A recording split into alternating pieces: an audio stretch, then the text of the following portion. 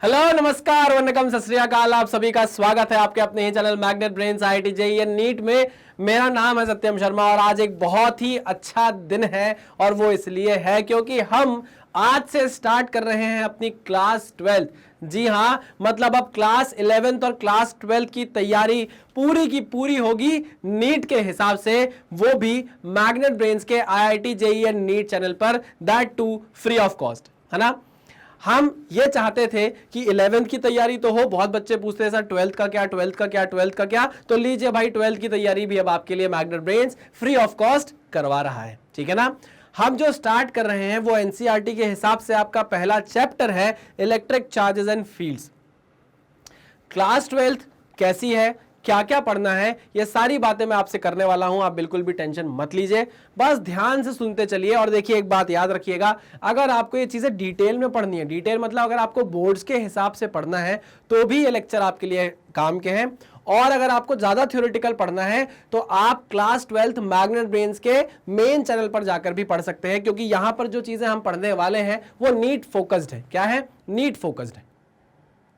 मैं फिर से रिपीट करूंगा कि यहां पर जो हम क्लास 11 क्लास 12 पढ़ रहे हैं वो नीट फोकस्ड है। मतलब हमारा पूरा का पूरा फोकस है क्लास 11 और क्लास 12 को इस तरीके से पढ़ना कि हमारे नीट में बहुत अच्छे नंबर आए, है ना।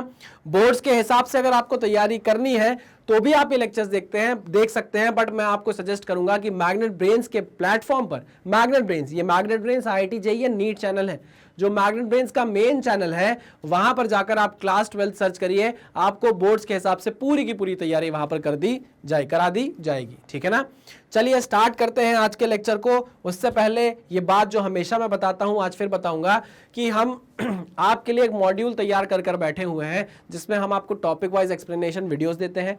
उन लेक्चर्स के डिस्क्रिप्शन में आपको DPPs दी जाती हैं जो इस पर्टिकुलर लिंक से आप डाउनलोड कर सकते हो। DPP डाउनलोड करने के बाद आप DPP को पूरा का पूरा सॉल्व करने की कोशिश करते हैं, अपने दोस्तों के साथ शेयर करते हैं। अगर वो क्वेश्चंस आपको बन जाते हैं तो वेल एंड गुड, नहीं बनते हैं तो DPP का वीडियो सोल्यूशन भी आपके पास आता है। चैप्टर वाइज MCQs कराए जाते हैं, आपको PYQs कराए जाते हैं, प्रैक्टिस क्वेश्चन कराए जाते हैं, डाउट सॉल्विंग सेशन आपके होते हैं, आपको गाइडेंस दिया जाता है। वीकली सेशंस में आपको मोटिवेट किया जाता है। चैप्टर वाइज 1 शॉट रिवीजन भी आपको कराया जाएगा। और जैसे जैसे एग्जाम्स पास आएंगे, हम कोशिश कर रहे हैं कि एक टेस्ट सीरीज भी आपके लिए प्रोवाइड कराई जाए, जहां पर आप ये देख पाएंगे कि आपकी प्रिपरेशन कैसी चल रही है। ठीक है, वेरी गुड। आगे बढ़ते हैं और स्टार्ट करते हैं आज के लेक्चर को। तो आज के लेक्चर को स्टार्ट करना है हमें सबसे बेसिक एंटिटी से, और वो है चार्ज। जैसे अगर आप बात करें कि इस पूरी दुनिया में सबसे बेसिक चीज, जैसे आप बोलोगे ना इंट्रिंसिक, सबसे इंट्रिंसिक क्या है चीज है? मास है। मतलब मास से नीचे आप क्या जाओगे? अगर मुझे आप डिफाइन करोगे तो आप मेरे अंदर देखोगे भाई मास एक चीज है ना। फिर तो हाथ पांव सब है, मेरा पूरा वजन है। लेकिन ये जो मास है ये एक इंट्रिंसिक प्रॉपर्टी होती है। क्या होती है? एक इंट्रिंसिक प्रॉपर्टी होती है। वैसे ही चार्ज भी एक इंट्रिंसिक प्रॉपर्टी है। होता क्या है? Electric charge the property associated with matter due to which it produces and experiences electric and magnetic effect. देखो, अच्छा, इसे पढ़ने से पहले मैं आपको थोड़ी सी चीजें बताना चाहूंगा। आइए जरा उसके बारे में बात करते हैं। अगर हम क्लास 12 को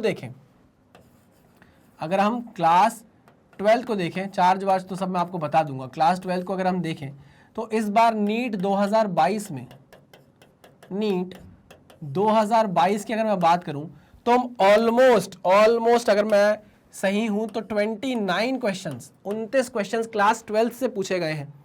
29 क्वेश्चन क्लास 12 से पूछे गए हैं और 21 यानी कि 21 क्वेश्चन किससे पूछे गए हैं? क्लास 11 से पूछे गए। हाँ, स्टॉपिंग पोटेंशियल का एक क्वेश्चन है जो आपको बोनस मार्क देकर जाएगा। मेरे ख्याल से 28 क्वेश्चन हो जाते हैं, वो क्वेश्चन तो सबको मार्क्स देकर जा रहा है। तो मैं ये बोल रहा था कि क्लास 12 अगर हम देखें क्लास वाइज तो थोड़ी इंपॉर्टेंट है क्लास 11 के कंपैरिजन में, और इजी है। मैं आपको ये बोलूंगा कि क्लास 11 के कंपैरिजन में क्लास 12 जो है वो ईजियर है। क्या है? ईजियर है ना। अच्छा, देखिए इसमें 2 पार्ट है। जो पहला पार्ट है ना,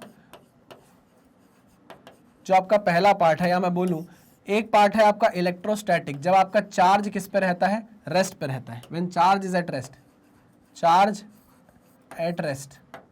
अगर हम चार्ज एट रेस्ट की बात करें तो ये पूरा का पूरा हम पढ़ेंगे किसके अंदर? इलेक्ट्रोस्टैटिक्स के अंदर,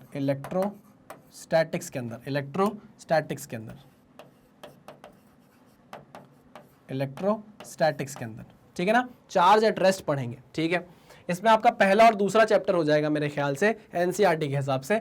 फिर आप बोलोगे कि यार अब बहुत देर से चार्ज रेस्ट पर बैठा है, आप चार्ज को मोशन में लेकर आओ। चार्ज इज इन मोशन, अब चार्ज मोशन में आ जाएगा तो आप इसको पढ़ोगे इलेक्ट्रोडायनामिक्स में। क्या पढ़ोगे? इलेक्ट्रोडायनामिक्स में, इलेक्ट्रोडायनामिक्स में, है ना, जिसमें आपका आ जाएगा current electricity, current electricity, current electricity, current electricity, magnetism, magnetism, EM waves, electromagnetic induction, EMI, EMW, है ना, AC, ये सारी की चीजें आपकी आ जाएंगी किसमें? इलेक्ट्रोडायनामिक्स में। फिर आप पढ़ने लगोगे क्या? फिर आपको पढ़ना होगा रे ऑप्टिक्स, वेव ऑप्टिक्स, रे वेव ऑप्टिक्स, है ना, फिर मॉडर्न फिजिक्स, है ना, रे ऑप्टिक्स, वेव ऑप्टिक्स, फिर उसके बाद मॉडर्न फिजिक्स, है ना, मॉडर्न फिजिक्स। ये सारी चीजें आप पढ़ोगे और आप क्या कर लोगे? अपना 12th पूरा का पूरा रैप अप कर दोगे, है ना। मैं आपको इसलिए चीजें बता रहा हूं क्योंकि ज्यादा अगर हम देखें क्लास 12th का तो नीट 2022 में ज्यादा वेटेज था, 29 क्वेश्चन कम नहीं होते हैं, अच्छे खासे क्वेश्चन आए हुए हैं आपके क्लास 12 से। और ये ऐसे क्वेश्चन है जो आपको सीधे सीधे नंबर देकर जाएंगे। मतलब अगर आपने फॉर्मूला याद कर लिया है तो आप सीधे सीधे एक फॉर्मूला एक स्टेप से आंसर निकाल लोगे।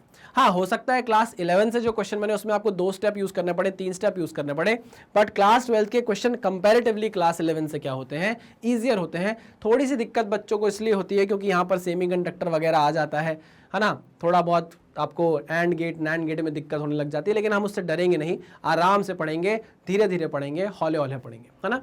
इस बार तो मैं जैसे याद आ रहा है मुझे नीट 2022 में तो रे ऑप्टिक्स से भी ऐसा कोई ऐसा सवाल नहीं आया, वेव ऑप्टिक्स से आया है, रे ऑप्टिक्स से ऐसा कोई सवाल नहीं आया, जबकि कितना बड़ा पार्ट कवर करता है रे ऑप्टिक्स आपके क्लास 12 का। बट कोई बात नहीं, है ना, हम तो तैयार हर सिचुएशन के लिए रहेंगे। ऐसा नहीं है कि भाई हम जिस हिसाब से नीट 2022 का पेपर आया वैसे ही तैयारी चालू करेंगे, ना ना ना ना, तैयारी तो हमें बहुत अच्छे से करनी है।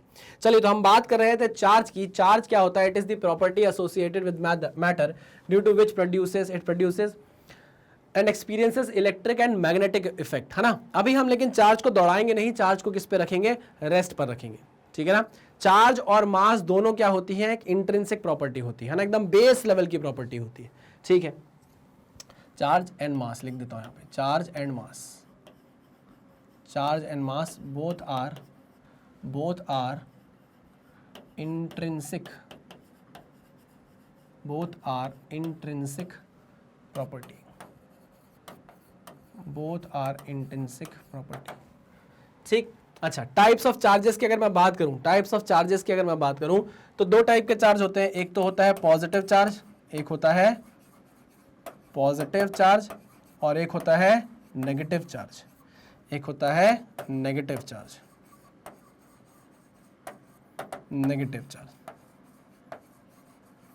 पॉजिटिवली चार्ज होता है जो उसको हम बोलते हैं प्रोटॉन, जो नेगेटिवली होता है उसको हम बोलते हैं इलेक्ट्रॉन। और ये बात भी आपको पता होगी कि लाइक चार्जेस हमेशा रिपेल करते हैं और लाइक चार्जेस क्या करते हैं? अट्रैक्ट करते हैं। Like charges always repel, like charges always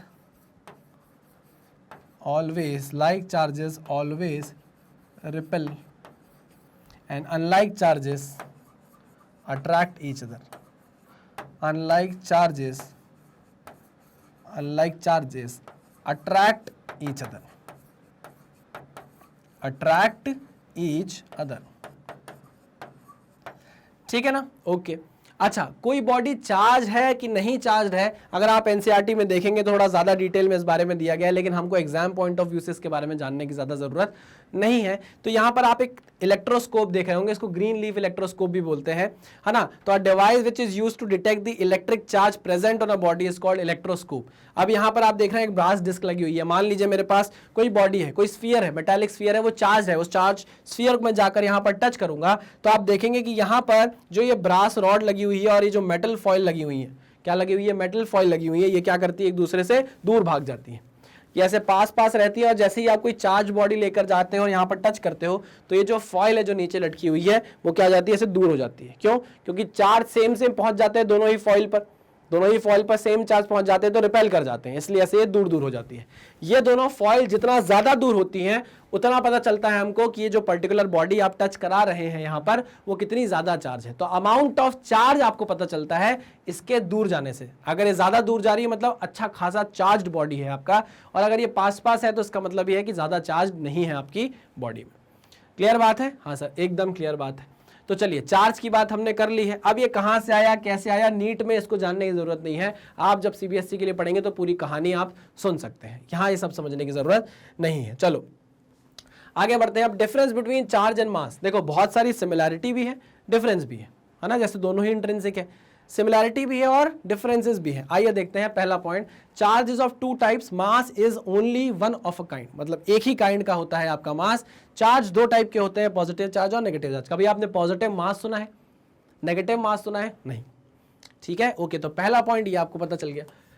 Second, there are two types of forces, attraction and repulsion between charges, but there is only one kind of force, that is attraction between the masses. जब आप gravitation में पहुंचोगे, कौन से chapter में? जब आप gravitation में पहुंचोगे तो आपको पता चलेगा कि भैया हमेशा मासेस के बीच में अट्रैक्टिव फोर्स होता है। ग्रेविटेशन चैप्टर में आपको पता चलेगा कि मासेस के बीच में हमेशा कैसा फोर्स होता है? अट्रैक्टिव फोर्स होता है। और उसका फॉर्मूला आप खुद निकालोगे, आपको मिलेगा F = G m1 m2 upon r²। काफी मिलता जुलता है वैसे ग्रेविटेशन इलेक्ट्रोस्टैटिक से, पहले चैप्टर से काफी मिलता जुलता है। ठीक है ना? तो अगर आपने ग्रेविटेशन अच्छे से पढ़ा होगा तो आपको ये और ज्यादा अच्छे से समझ में आएगा। चलिए, third point, the charge is quantized but quantization of mass is not established so far. अब जैसे आप देखोगे, आप पढ़ोगे आप क्वांटाइजेशन ऑफ चार्ज, चार्ज हमेशा इंटीजर में होता है। चार्ज हमेशा इंटीजर में होता है कि भैया 4, 5, 6, 8, 10, मतलब जो आप देखते हो ना, ये जो Q देखते हो, टोटल नंबर ऑफ चार्ज जो होता है वो n टाइम्स ऑफ E होता है ना। मतलब ये जो n की वैल्यू है वो क्या होती है? इंटीजर में होती है, हमेशा क्या होती है? इंटीजर में होती है ना। ओके, लेकिन मास ऐसा नहीं है। आप देख सकते हो कि भाई मास किसी का 68.7 kg भी हो सकता है, 68.2 kg भी हो सकता है ना। लेकिन अगर आप चार्ज की बात करोगे तो नंबर ऑफ, जब आप n की वैल्यू देखोगे तो आपको हमेशा किस में दिखेगी? इंटीजर में दिखेगी। इसलिए चार्ज इज क्वांटाइज्ड। क्वांटाइज का मतलब होता है इन अ स्पेसिफिक अमाउंट। क्वांटाइज का मतलब होता है ना specific amount, in a specific amount, in a specific amount, in a specific amount, एक स्पेसिफिक अमाउंट में होता है चार्ज। ठीक है, ओके, ठीक है। जबकि मास का ऐसा कुछ भी नहीं है। Next is the charge has SI unit coulomb, the SI unit of mass is kg। Okay, very good. यहाँ पे अगर हम चार्ज की बात करें, चार्ज का सिंबल क्या होता है? अगर हम बात करें सिंबल ऑफ चार्ज की तो वो होता है क्या? Q। वो होता है क्या? Q, है ना। इसको छोटे Q से भी कई लोग बताते हैं, मैं बड़े Q से बताता हूँ। ठीक, इसकी जो SI यूनिट होती है वो होती है कूलम। चार्ज की जो SI यूनिट होती है वो होती है COULOMB। चार्ज की जो SI यूनिट होती है वो होती है कूलम। ठीक है ना। और ये स्केलर क्वांटिटी है कि वेक्टर क्वांटिटी है? ये एक स्केलर क्वांटिटी है। कैसी क्वांटिटी है ये? एक स्केलर क्वांटिटी है। बात समझ में आई? हाँ सर, समझ में आ गई। चलो, very good. The SI unit of mass is kg। The charge is conserved but mass is not conserved. Mass plus energy is conserved, है ना। यहां पर आप बोल रहे हो कि चार्ज हमेशा कंजर्व्ड रहेगा बट मास कंजर्व्ड नहीं रहता है। अगर आप देखोगे थ्योरी ऑफ रिलेटिविटी की जब बात होती है तो m = m0 √ 1 - v²/c²। मतलब अगर आप अपने मास की वेलोसिटी बढ़ाते जाओ, आप अपने मास को दौड़ाने लग जाओ अच्छी खासी वेलोसिटी से, तो आपको दौड़ते हुए मास का अगर आप देखोगे, मास देखोगे दौड़ते हुए, तो उसकी वैल्यू रेस्ट मास से ज्यादा होगी। क्या बोल रहा हूं मैं? This is rest mass. मतलब अगर कोई मास वेलोसिटी में है तो उस मास की वैल्यू रेस्ट मास से क्या होती है? ज्यादा होती है। अगर मैं खड़ा हुआ हूं, मेरा वजन अगर मान लो 70 kg है और मैं अगर अच्छी खासी स्पीड से भागने लग जाऊं तो मेरा मास क्या कर जाता है? बढ़ जाता है। और अगर यही वेलोसिटी मेरे भागने की वेलोसिटी अगर वेलोसिटी ऑफ लाइट के बराबर हो जाए तो भाई मेरा मास बहुत ज्यादा बढ़ जाता है। मेरा मास बहुत ज्यादा हो जाता है। आप खुद देखो ना, अगर v की वैल्यू c के बराबर हो गई तो ये 1 - 1 0 हो जाएगा, और ये एनीथिंग अपॉन 0 क्या हो जाता है? इनफाइनाइट हो जाता है। तो मास क्या हो जाएगा? इनफाइनाइट हो जाएगा। आई मेरी बात समझ में? तो मास यहाँ कंजर्व्ड नहीं होता, चार्ज कंजर्व होता है। हाँ, एनर्जी और मास मिलकर क्या कहलाते हैं? कंजर्व्ड कहलाते हैं। चलिए, वेरी गुड, आ जाओ आगे बढ़ते हैं। Next, the charge can not exist without a mass but mass can exist without charge. मतलब चार्ज जब भी आएगा अपने साथ मास लेकर आएगा, चार्ज जब भी आएगा अपने साथ मास लेकर आएगा। भाई एक इलेक्ट्रॉन चार्ज कब होती है बॉडी, कोई बॉडी नेगेटिवली चार्ज कब होती है, जब उसके ऊपर एक्सेस ऑफ इलेक्ट्रॉन होते हैं। पॉजिटिवली चार्ज कब होती है, जब वो डेफिसिट होती है इलेक्ट्रॉन में। तो भाई जब इलेक्ट्रॉन निकल कर जाएगा तो इलेक्ट्रॉन का भी तो कुछ मास होता है, भले ही वो बहुत कम होता है लेकिन निकल कर तो गया ना। अगर इलेक्ट्रॉन एक बॉडी से निकलकर दूसरी बॉडी में गया है तो इलेक्ट्रॉन अपने साथ अपना मास लेकर भी तो दूसरी बॉडी में गया है। तो एक बॉडी का मास हल्का सा कम होगा, दूसरी बॉडी का बहुत हल्का सा बढ़ेगा, बट बढ़ तो रहा है ना। उसको हम निगलेक्ट तो नहीं कर रहे हैं, हम बोल रहे हैं ऐसा हो सकता है कि भाई अगर चार्ज जाएगा तो मास लेकर जाएगा, लेकिन जरूरी नहीं है कि मास हो तो चार्ज हो सकता है मास है तो चार्ज ना ही हो। ठीक है, चलिए very good. Next, charge is independent of speed and mass is not. ये जो बात मैंने आपको बताई है, charge is independent of speed but mass is not.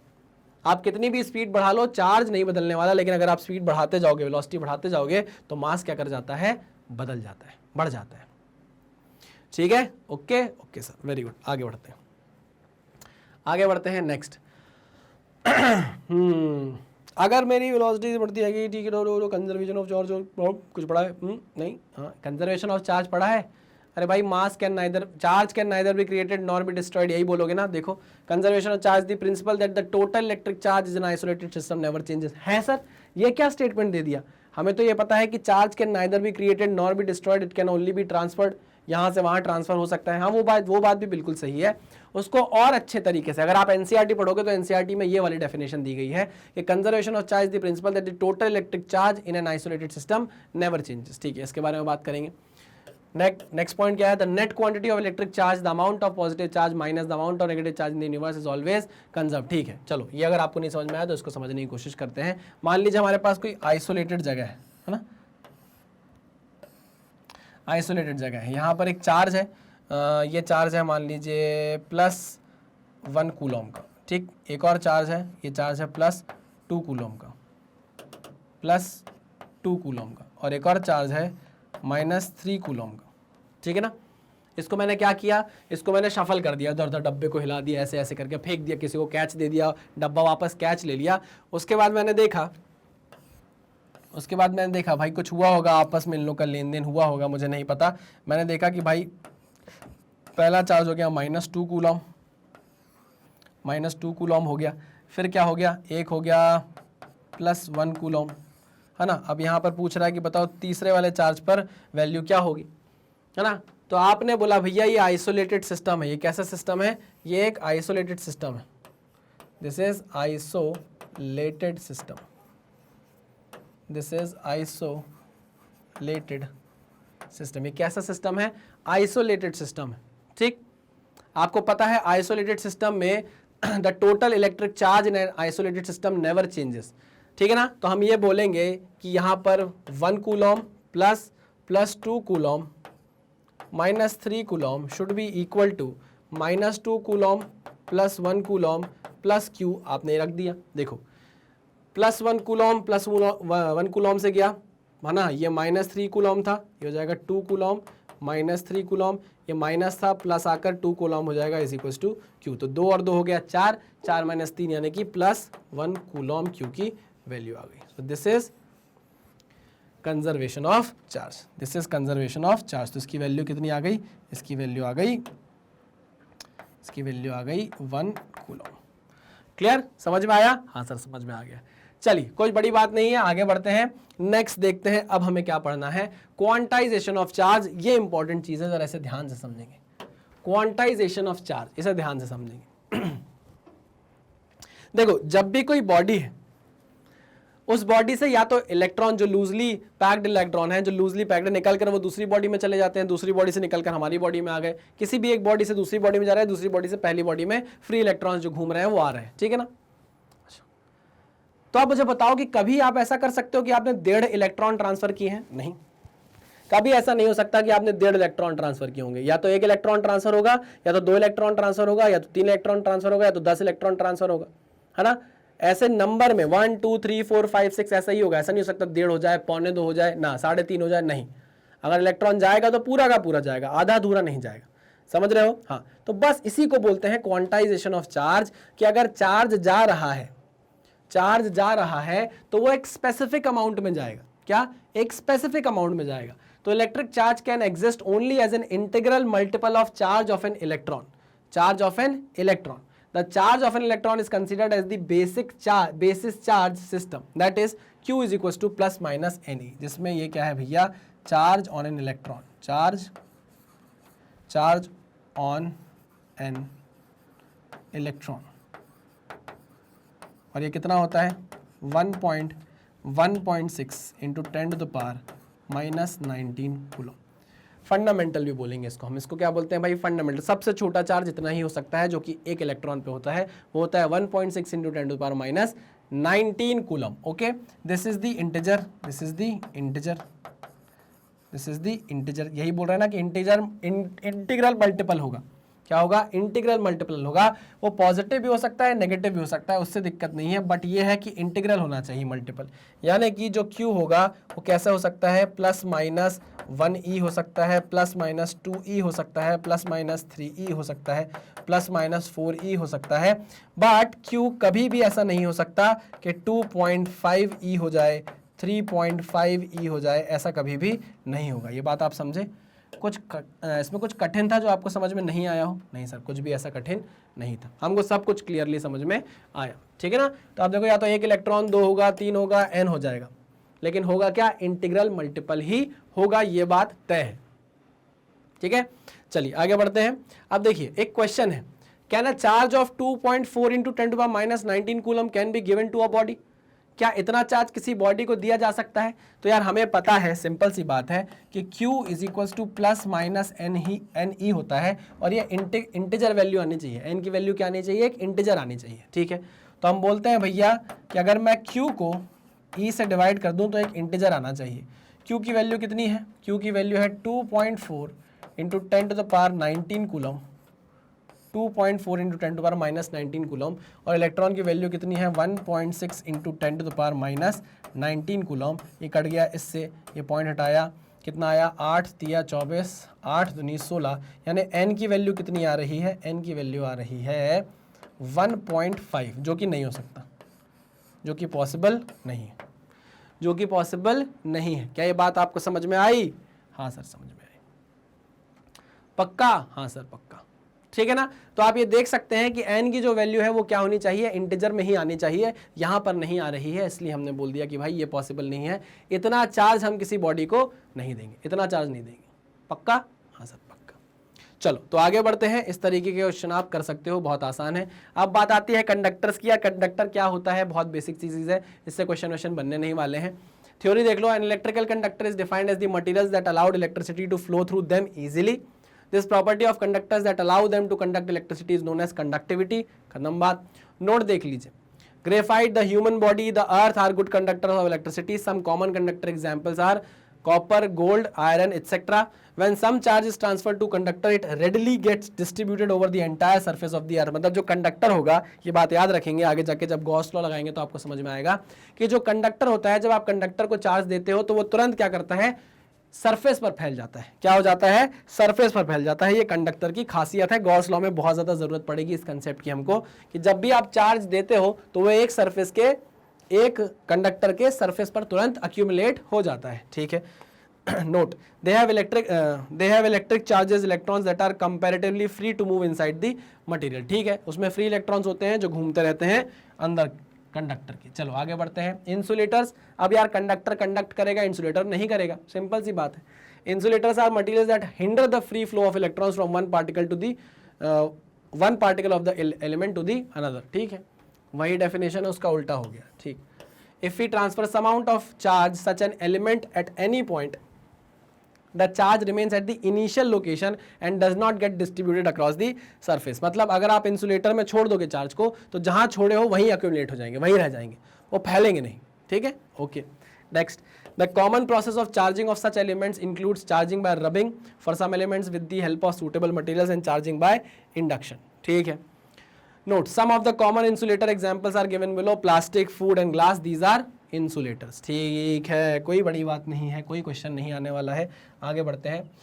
Methods of charging, ये भी हमारी बात, ये क्या है, इंट्रोडक्शन चल रहा है, पहला लेक्चर है, इंट्रोडक्टरी लेक्चर है, तो हम इस इंट्रोडक्शन की बात कर रहे हैं कि अगर आपको किसी बॉडी को चार्ज करना है तो उसको चार्ज करने के क्या मेथड हो सकते हैं, charging by induction, conduction, charging by induction and charging by friction, ठीक है ना। जैसे ग्लास रॉड को अगर आपने एक वूलन क्लॉथ से रगड़ दिया, ये मान लो अगर एक ग्लास रॉड होती, एक वूलन क्लॉथ होता और उसको मैं ऐसे रगड़ देता, ऐसे करके रगड़ देता, तो एक ग्लास रॉड पॉजिटिवली चार्ज हो जाती, समझे कि नहीं समझे। तो हम इसको क्या बोलते हैं, चार्जिंग बाय फ्रिक्शन, कुछ नहीं है।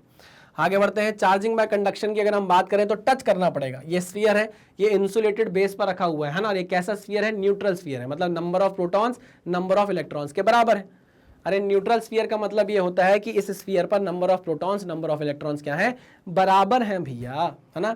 अब आप लेकर आए एक इबोनाइट की रॉड जो नेगेटिवली चार्ज है, अगर आपने इसको इस स्फीयर से टच करा दिया तो ये पूरे इलेक्ट्रॉन कहाँ भाग कर चले जाएंगे, इस स्फीयर पर चले जाएंगे, और ये कैसा हो जाएगा, नेगेटिवली चार्ज हो जाएगा, क्योंकि इस पे एक्सेस ऑफ इलेक्ट्रॉन हो गया। आई मेरी बात समझ में। हाँ, the method of charging an uncharge object by bringing it close to a charge object is known as charging by conduction. वैसे क्लोज नहीं बोलना चाहिए, टच में लेके आना है, क्लोज नहीं लेके आना है। क्लोज में तो हम इंडक्शन में लेकर आते हैं, कंडक्शन में तो आप टच करा देते हो, है ना, एक ऑब्जेक्ट को दूसरे ऑब्जेक्ट से क्या करा देते हो, टच करा देते हो, ठीक है ना।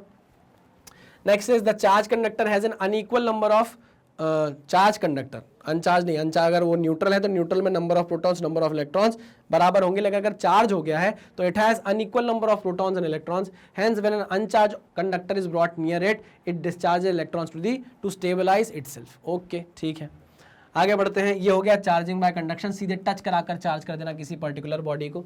चार्जिंग बाय इंडक्शन में हम टच नहीं कराते। मान लीजिए कोई मेटालिक स्फीयर है और ये न्यूट्रल है ना, इसमें number of protons number of electrons बराबर है। अब मैं कोई एक रॉड लेकर जा रहा हूँ जो कि पॉजिटिवली चार्ज है, रॉड लेकर गया मैं, दूर एकदम पास लेकर गया, तो क्या हुआ, इसके अंदर के जो इलेक्ट्रॉन्स थे वो इस वाले छोर पर आ गए, अट्रैक्ट हो गए, और जो पॉजिटिवली चार्ज थे वो पीछे चले गए, रिपेल हो गए, वो पीछे इकट्ठा हो गए, है ना। नेगेटिवली चार्ज जो पार्टिकल थे, या मैं बोलूँ इलेक्ट्रॉन जो थे, वो आ गए इस साइड, और जो प्रोटॉन थे वो चले गए उस साइड, ठीक है ना। अच्छा, फिर हमने क्या किया भाई, हमने इस वाले पार्ट को, पीछे वाले हिस्से को ग्राउंड कर दिया, पीछे वाले हिस्से को क्या कर दिया, ग्राउंड कर दिया, तो पूरे पॉजिटिव चार्ज निकल गया और ये पूरा क्या हो गया, नेगेटिवली चार्ज स्फीयर बन गया। तो आपने क्या किया भाई, सांप भी मर गया, लाठी भी नहीं टूटी, मतलब आपने अपने इस पर्टिकुलर रॉड को टच भी नहीं कराया, इधर से कुछ फ्लो नहीं हुआ फ्री इलेक्ट्रॉन्स का, है ना, तो आपने इसको टच भी नहीं कराया और ये भी पूरा नेगेटिवली चार्ज हो गया, तो सांप भी मर गया, लाठी भी नहीं टूटी, तो इसको हम बोलते हैं चार्जिंग बाय इंडक्शन।